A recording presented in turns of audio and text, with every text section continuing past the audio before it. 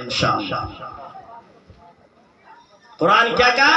الرجال قوامون علی النساء، کہ ہم نے مرد کو عورتوں پر قوام مقرر کیا ہے۔ مطلب یہ ہے کہ مرد عورت پر سردار ہے، اور اللہ نے اس آیت کے ذریعے مردوں کو اس کی حیثیت، اس کی شخصیت، اس کی اوقات کو واضح فرمایا۔ فرمایا تمہاری حیثیت کیا ہے؟ تمہاری حیثیت قوام کی ہے، یعنی سردار کی ہے۔ یہ تم پر لازم ہے کہ تم محنت سے کمائی کر کے حلال رزق کے ذریعے سے اپنی بیوی کے نان و نفقہ اور اپنے بچوں کی پرورش کرنا یہ مردوں پر تو فرض فرمایا۔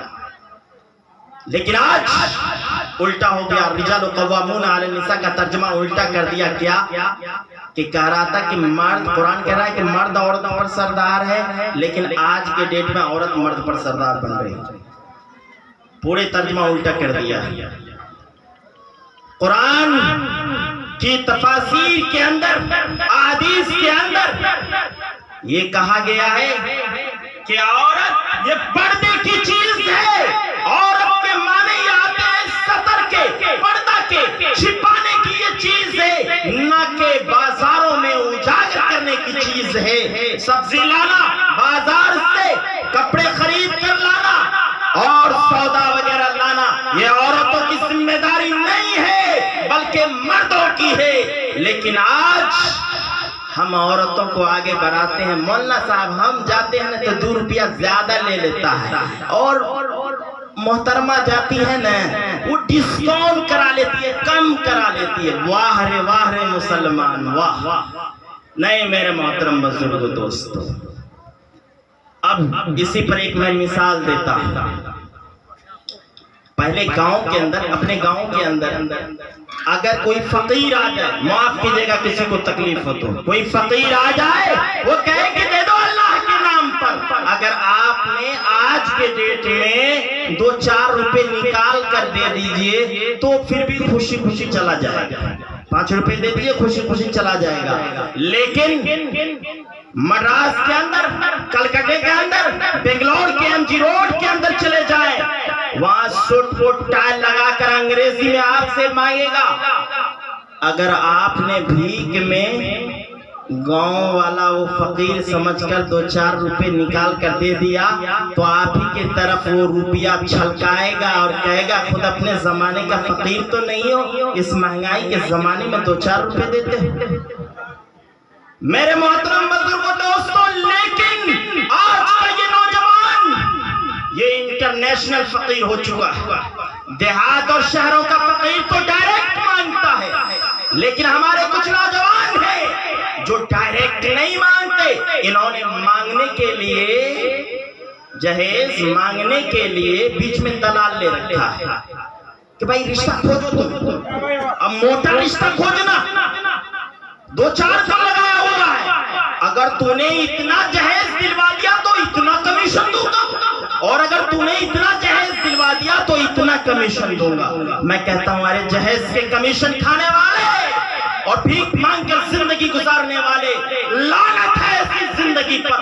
کسی کی معصوم بیٹی کو لا کر کھانے سے تو یہ بہتر ہے کہ تم مسجد کے دروازے پر بیٹھ جاؤ، تمہیں صبح و شام بھیک مل جائے گی، مگر خدا کے واسطے کسی کے اوپر ظلم مت کرو، کسی کو یہ کہنے پر مجبور مت کرو کہ ہمارے گھر میں جو یہ بیٹی ہے یہ بیٹی نہیں بلکہ جہنم کا عذاب مسلط کر دیا۔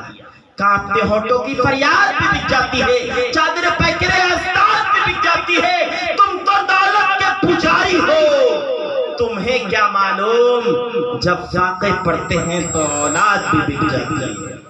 جناب قاری فانی بدایوں صاحب جو بہت بڑے شاعر تھے، جب انہوں نے اپنی بیٹی کی شادی کی، اپنے داماد کو تمام جہیز سے آراستہ کیا، پیراستہ کیا۔ جب جہیز کم پڑ گئے تو جناب قاری فانی بدایوں صاحب جس گھر میں رہتے تھے انہوں نے اس گھر کو بیچ دیا۔ یہ تو واقعہ بعد کی پہلے کی ہے، لیکن آج ہمارے اور آپ کے ساتھ بھی ہو رہا۔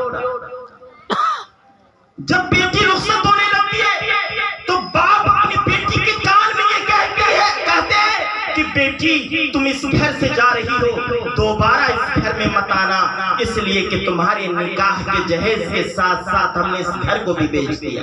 اب تمہارے ماں باپ کسی کرائے کے گھر میں رہ لیں گے۔ جب بیٹی یہ سنتی ہے، روتی ہے، پیٹتی ہے، ہانپتی ہے، کانپتی ہے، مگر مجبور ہے، آخرکار سسرال چلی جاتی ہے۔ چند دنوں کے بعد یہ اطلاع ملتی ہے، خبر ملتی ہے کہ ان کے ظالم سسرال والوں نے اس کو قتل کر دیا۔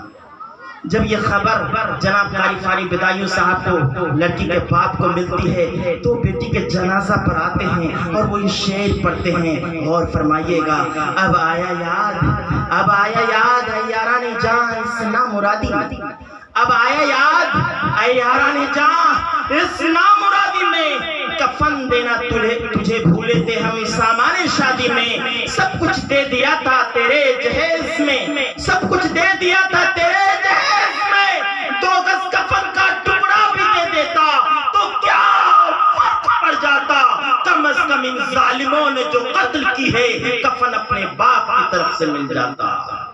میرے محترم بزرگوں دوستو، حضور صلی اللہ علیہ وسلم نے نکاح کو بہت آسان بنایا تھا، بہت آسان بنایا تھا۔ سب سے مشکل کام زنا کو بنایا، فرمایا زنا حرام ہے، نکاح میری سنت ہے، جو انسان نکاح کرنا چاہے وہ منٹوں میں کر سکتا ہے، جو انسان زنا کرنا چاہے تو اسلام نے اس کی ایسی دردناک سزائیں مقرر کی ہیں کہ اگر ایک زانی کو سرعام سزا دے دی جائے تو یہ سزا دیکھ کر دنیا کانپ اٹھے گی، دوسرے حیوان، دوسرے نوجوان کو کبھی زنا کرنے کا تصور تک بھی نہیں ہوگا۔ لیکن آج ہمارا معاشرہ الٹا ہو گیا، نکاح مشکل ہو گیا اور زنا آسان ہو گیا۔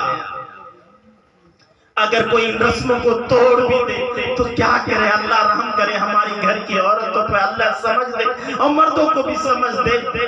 اگر بات کسی طریقے سے بیٹی نے مان لیا، باپ نے مان لیا کہ مجھے